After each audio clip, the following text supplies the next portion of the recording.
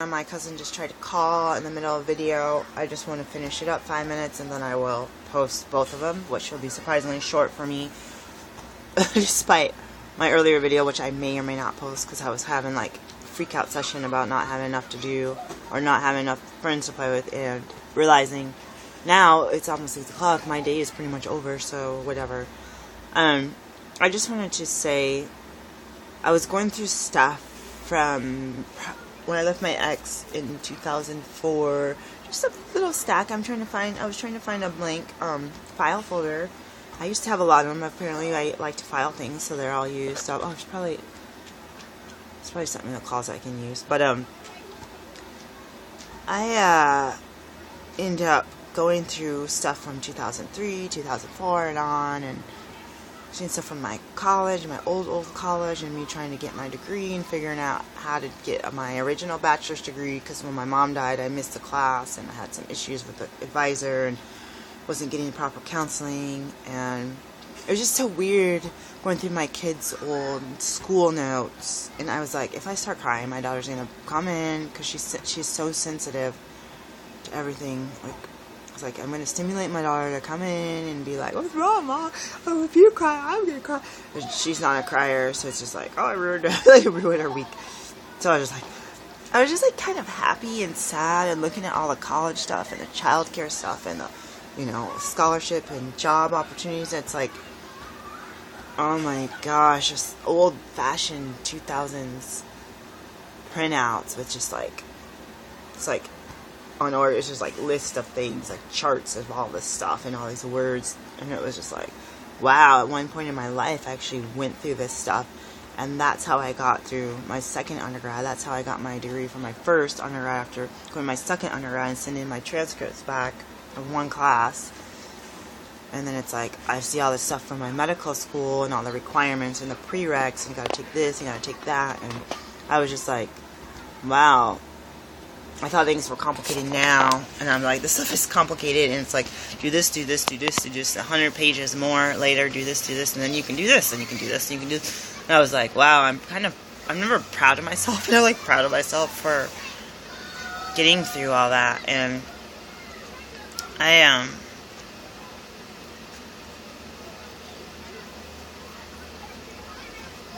I threw a few things away, but I kept a bunch of stuff and old pictures my kids did, and I was like, this is stupid. But I had a lot of people from the old church make comments, and I basically moved, it's more than 10 times in 10 years, but for the bulk of what I can remember, that was actual move, like pick up and move, like pack your stuff and move. I did that 10 times in 10 years, and it's just like, either months, this place we lived 4 years, that's the longest ever. It's like, it was either a few weeks, a few months, or a few years, or a year, or 6 months, or whatever. It was just like, we would be always looking for housing. Whoa, that was really loud. We were always looking for housing, and we would have housing, and then we had to apply for other housing, because the first housing was temporary. Always the housing is temporary, and it's like, you gotta keep, since you move into this place, as soon as you move in this place, you gotta go start searching for the next place, because they're gonna tell you it's a limited time. So other people had the opportunity to have housing, and you need to move yourself out. Which just seems weird. It's oxymoron. Why don't you just keep everyone in one house, and then people don't have to keep moving from place to place, but it keeps business good, I guess. All these security deposits, stuff you gotta pay. So it would be like, as soon as you get notified that you find housing somewhere else, and usually they're all connected in the system, you had to tell your manager, and then they'd always post a 30-day, it was almost like an eviction notice. It was a 30, it was like, oh, we have to do this by law, post a notice on your door. I was like, I'm not being evicted, I told you I'm leaving. It's like, this is embarrassing. The neighbors see the 30-day notice, you must vacate the premises on this date, on this time, and I was like, what the heck? So they'd always post a stupid notice, I was like, what are you doing outside my place? But I guess, yeah, I was like, it was just that I gave you notice that I'm moving, but you're telling me that I have to leave now. It's so incriminating to me, so like a victim, trying to be proactive and be a survivor, and you end up being treated like a victim. I ended up moving and getting a notice in the mail, and then having 30 days. First one was 30 days after the shelter. We had a 2-week extension actually in the shelter. We had hardly anything but the junk we collected from their basement. And the next place was 30 days, but then the times after that, it was just like, say you get a notice on the 18th, it's like, well, you got to move out before the 1st. Or it'd be like, you get a notice on the 25th, you got to move out by the 1st, or they're going to charge you double rent, or they're not even going to let you have a key to both places anyway. Some places like, well, we're not going to give you a key yet, but you got to move out, and you got 48 hours, and you're just like, can you just give me the key so I can start moving stuff? It's like, hello, how am I supposed to be out in 48 hours? And like, and it's like, I never really packed, so it's like, you just want to throw everything in the car and drive it over there and dump it off. So that's what I was doing by myself, having to go to school and work and volunteering 7 days a week, picking my kids up, commuting 2 hours to school, or 2 hours home. It was a half an hour to and 2 hours home because the traffic was heavier at 5 or whatever. Actually, I had to commute over there and then commute back. It was crazy. So I ended up being up all night trying to throw stuff in boxes, and I didn't have boxes, so I had to go hang out at the grocery stores and get boxes.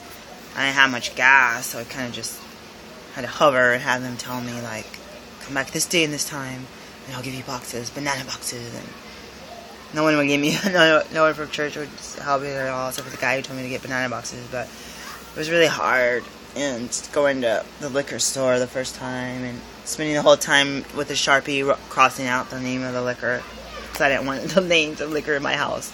I spent more time with a Sharpie than I did actually packing stuff. And then trying to label stuff and get rid of garbage, and I'd have all these boxes in every room that was trash, and then the church would be like, we're coming over now because you obviously need help because you had so much junk and you're such a slob, so you have to have our help. So they'd send a church over, and they would, all those boxes full of garbage and recycling and giveaway, they would just dump all of our stuff on it, and then when the boxes were full, they would throw everything else in the dumpster. So it's like, well, why don't I have my kids' birth certificate? Why don't I have my social security card? Why don't I have it's all this stuff it's missing, oopsies. So I have a lot of tension with people telling me how much of a slob I am and how I have so much junk. But then I'd have all these boxes, and then the manager, always when I move in, they'd be like, we're having an inspection in a week. And I was like, I'm a full-time student, I work part-time, I commute. I was like, I have no money. It's like they just dump this stuff, literally here, they dump this stuff off. They walked in my house, they didn't take their shoes off, it was pouring down raining, there was mud outside, mud inside, the whole place was covered in mud. It was just I'm traumatized. And then they make all these comments about what a slob I am, and they're like, you guys trash my house. This one lady, she was a couch surfer from my church, that she was getting handouts from everyone. I was so what the heck? And she's like, I got 3 jobs, but I can't afford my housing that I live in, a house with 10 people. And my mom bought me all this stuff in a car and this and that and the other. And it's I got 3 jobs and I work 24 hours a day. It's but I can't afford my trip to Europe, and I can't afford my college tuition to do in 3 days. And everyone would support her 100%. I was I can't even have 3 jobs because I have kids to take care of, and they'll take the kids if I'm gone 24 hours a day working, or, she was one of the persons that made comments oh my gosh, this is horrible. When I move, all I'm going to have is 1 bag and a box of kitchen stuff. She's like, this is ridiculous.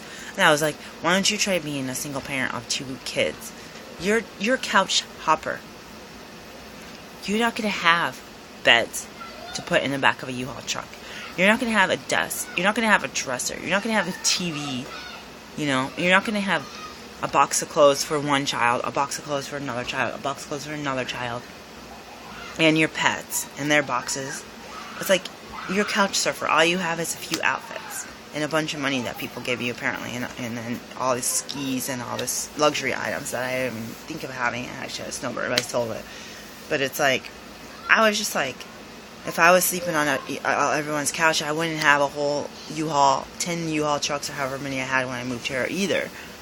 I wouldn't have blankets. I wouldn't have sleeping bags. I have sleeping bags because my kids were used to field studies, and you were doing it in the spring when it got to be below 0 or below 32. It's and you do this stuff, and your kids try to go to the mountain without boots one time, and it's freezing our feet off, even if it's hot in the air, that your feet are frozen because you're standing in the snow with no boots. And it's just like, it's just different. It's like, we own the stuff. We own lamps. We own radios. I'm a musician. I own guitars. My daughter's an artist. I'm an artist. My son is whatever he is. He used to read a lot of books. It's like, I mean, I don't have to justify myself, but I know for a fact that when these people moved, like the main people that called us the slobs the first time, in the second group of families that moved the first time, or that called us the slob, I know that their wives were sitting at home for weeks or months, packing each thing in the box, labeling it for each room, getting rid of junk along the way, getting rid of old clothes along the way, knowing that they're going to have 2 to 3 to 4 to 6 months to move, organizing a moving truck. And then carefully, they're like, oh, my wife, like when we moved, she like immediately put all the rooms back together, put the house together, and it was just so perfect. It's so clean. It's like, your place is cluttered. It's like, yeah, and I'm a single mom with 2 kids, and I don't even get home till 9:30 at night every single stinking night.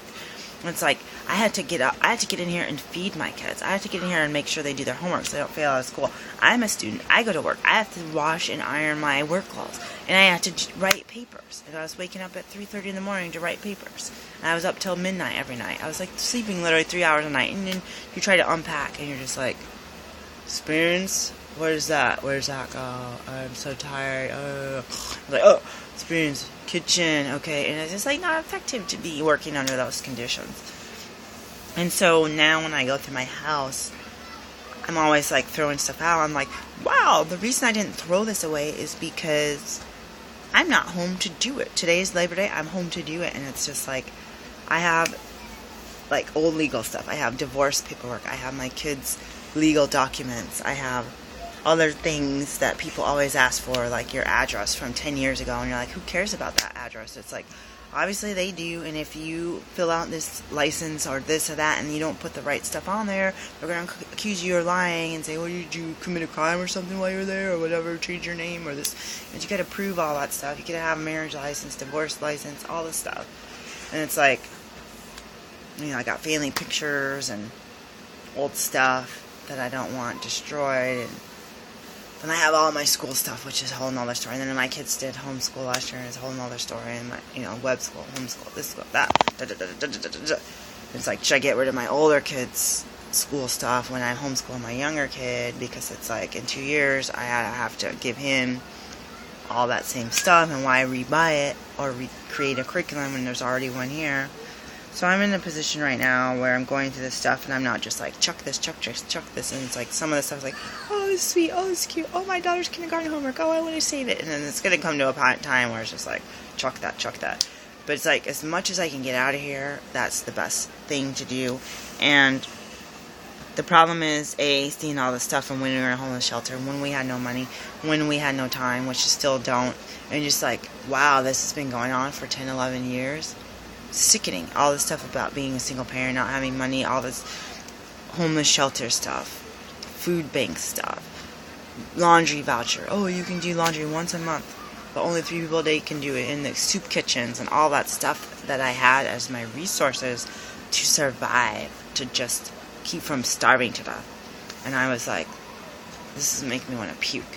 And then I have that mixed in with these people yelling at me about what a slob I am, and it's like, we're never home to fix stuff. And one time we were home for like a week in the past 10 years. Me and my kids were sick, really sick, and I was about to die. It's 2 times this happened, but the one time I didn't have energy. The second time I got energy after 2 to 3 days, went to acupuncture, got herbs, and all this stuff happened.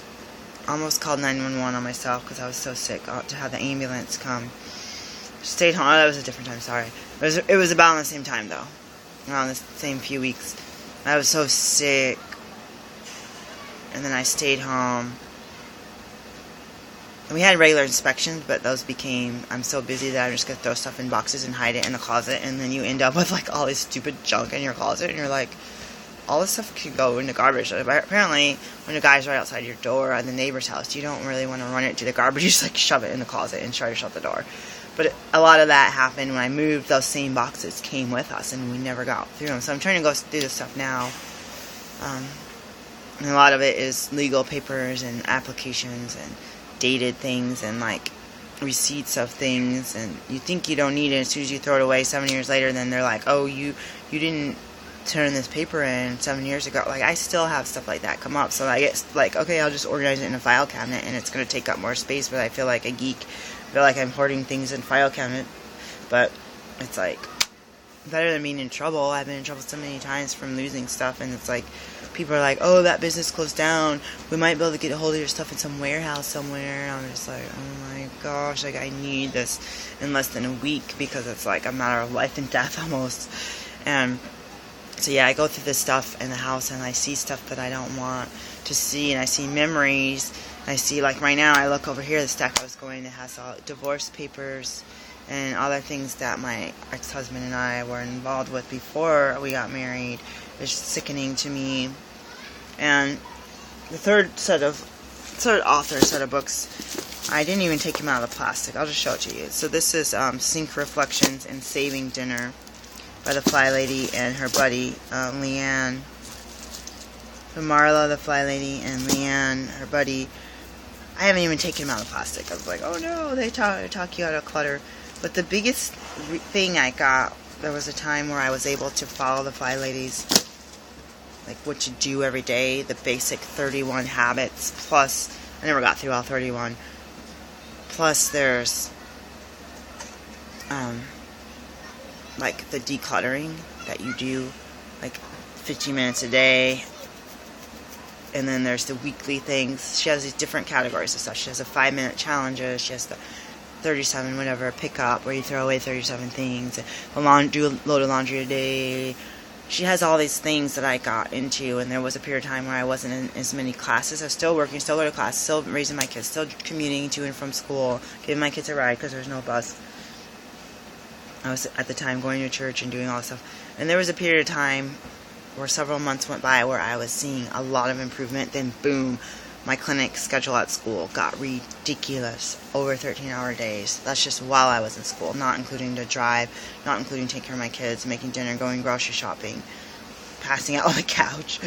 That's all outside of 13 hours, and it just, in 7 days a week at school, it just got crazy. That 7 days a week at school, that set me back like a month. It's just like a fatigue and trying to take care of my kids, and the house would be a mess. I see people, they would clean their house like crazy every day, top to bottom, and it's like they take one day off sick, it looks like my house.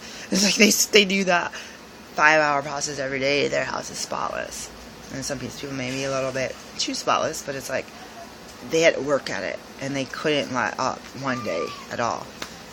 Washing, mopping, getting rid of stuff, doing laundry, this and that. Getting kids mess up a lot of stuff, so don't let them have as many toys as you think that they need at one time. So yeah, the biggest thing wasn't just the habits. She and I was getting into this before, and I bought these books as a gift to myself, and it was basically finally loving yourself, she said, and maybe some past issues, besides the fact that you may not necessarily have been taught how to clean, or you may have had some stuff where you have low self-confidence or something, or you've been abused, and it's like you don't have the value. Like, if I go into someone else's house, I'll clean it head to toe, or ceiling to floor, and clean and declutter and take care of the heirlooms and stack up papers I don't know what to do with, and just have a loving time scrubbing and scrubbing and scrubbing. My own house, I just get overwhelmed, and I see these memories, stuff from my ex-husband, stuff from my parents, stuff from other abusive people. And it's just like, part of me wants to throw it away. Part of it is like, oh, that's valuable. I could sell it for a whole bunch of money. And it's like, what do you do? Because it's like, maybe I shouldn't get rid of everything of that person because they're dead. And maybe I should pass something on to my kids, even if it's actually not that valuable. But it's the one thing they have of their close relative they never even met because they died before they were born. And the biggest thing was the finally loving yourselves, and just, if you're loving yourself and you feel special and you know God has got your back, then it's easier to take care of your surroundings. And that's what I started getting into. So that's why I bought the books. And the Saving Dinner may not be my, like she says, even freezer recipes. I was doing raw food and this and that, and then I became without loan money, and my expenses all went up, and my loan money is going to be $3,500 to pay back in January a month. So I'm just like, my raw and my produce and eating salads and nuts all day was really expensive. Even eating Brazil nuts, it's like $9 a pound or something ridiculous. Like, I don't think I can ask God to help me sustain that lifestyle, but it got to the point where it's just like I was eating this past couple weeks. I'm just eating tuna fish and I'm eating the stuff the kids eat. I don't do well with potatoes. I ate some, gained 2.5 pounds in one day. I don't do well with certain things, but I started eating it because I'm hungry and I'm weak and I'm like stressed. When I'm hungry and thirsty, I'm angry and I can't function. I can't get ready for the work day, and I can't take care of my kids. It's like I'd rather eat orange slices and bananas and some Brazil nuts and stuff, and some raw food products and some sprouted nuts, almonds, flavored like cheese, and raw breads, but I don't want to pay the price, and I have to start being more thrifty. So I'm like, I bought this book last year, but it's like, my kids eat normal people food, and I was eating all the raw stuff. I said, we need help to organize our meals, because I'm gone so much, and then my daughter's starting to make food and stuff, but like my friend, she can go through her entire kitchen, and her shed is turned into a whole pantry.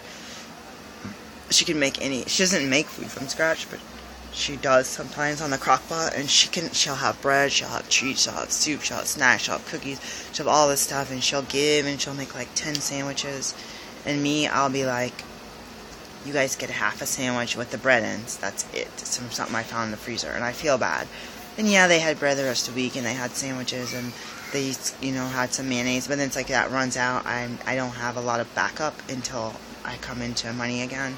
So that I'm going back to the way it was when I was in the shelter. Except when I was in the shelter, people were more likely to give you a food box, or the shelter gave you a one-time trip to the pantry that they have there. When the first night you moved in, they gave you food box stuff. After that, you're on your own. But when you live in a homeless shelter, people are more likely to be like, you're really in need. But when you're wearing these, like, this is a teenager gave this to my kid when she was in 6th grade. These are my clothes that I wear.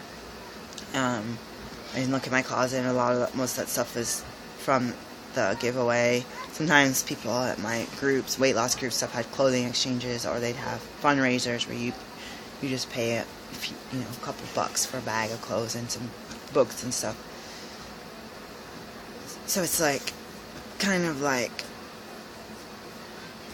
a lot of the clothes from my kids' friends are from name brand stores, and even though this has holes all over it, it's hard to see the holes.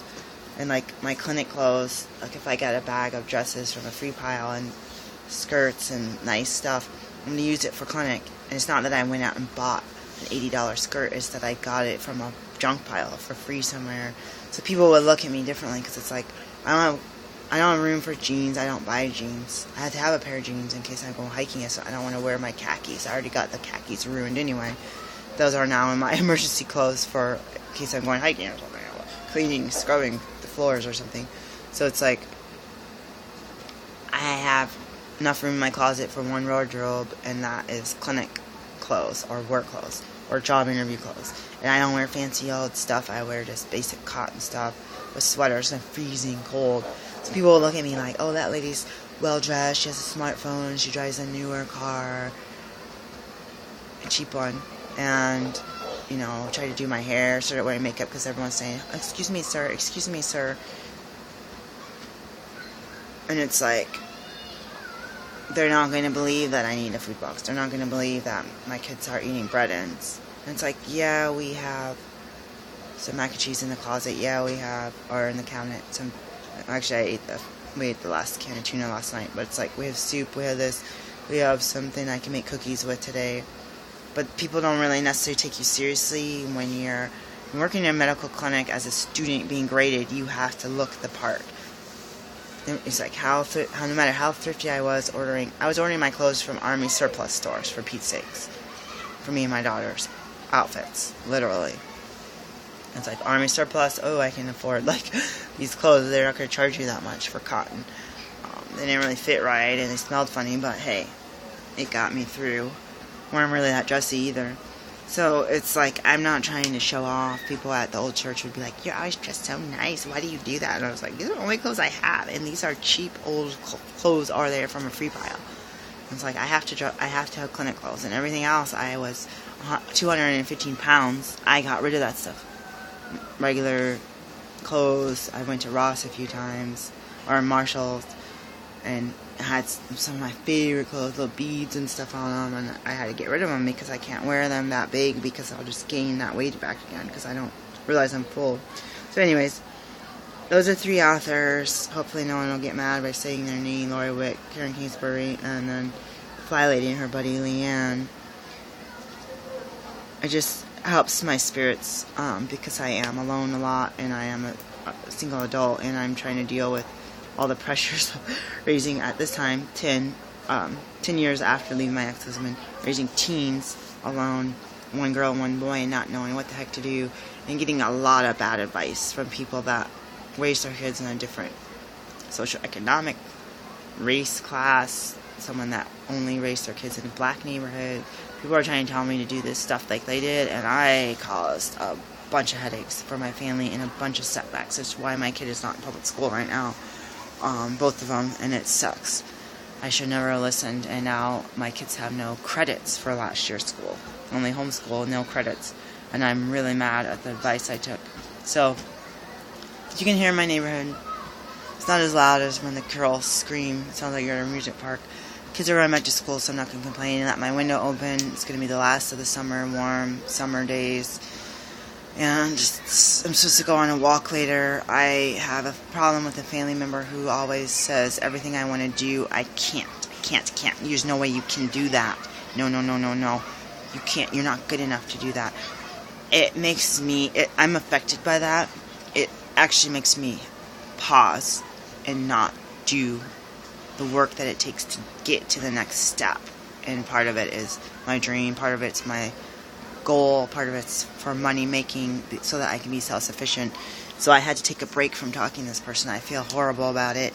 I forget what the point of that was, but I'm going through that with praying about it and asking God to not guide me to feel guilty, but to realize to grow spiritually. I need to not have this negativity in my life. And one of my major goals beyond raising my kids is to help others, and to help others be saved from stuff that I went through that was unnecessary because of poor choices, or because of not knowing that the poor choice was poor, just being totally ignorant about stuff. And in the process, there was a major point to that, but I don't remember. But yeah, I'm going to know that none of those people that complained about my situation, having moved 10 times in 10 years, and having those fools pack up my junk with garbage that should be in the dumpster, none of those people know that I'm rarely home to deal with this, and that a lot of people that are grandmas know that my attention is spent on my kids and making sure that they're eating healthy and that they're not getting sick because they're eating unbalanced. Despite not having a lot of food, we got apples, and so I'm using the last of spinach and the lettuce today. So I'm just rationing it, but I want them to have balanced meals. So I was going to pray that someone would bring my daughter some school clothes and that we would get just a couple meals to get through tomorrow. But I should be careful I pray first. I don't want to have a house full of clutter, junk that we don't want. But I pray that God will provide for us and allow us not to deal with this relative until God wants me to, and other relatives. Which reminds me, this was supposed to be 5 minutes, and I went over, and I want to call this relative because they live on the East Coast, and I'm 3 hours ahead, or behind.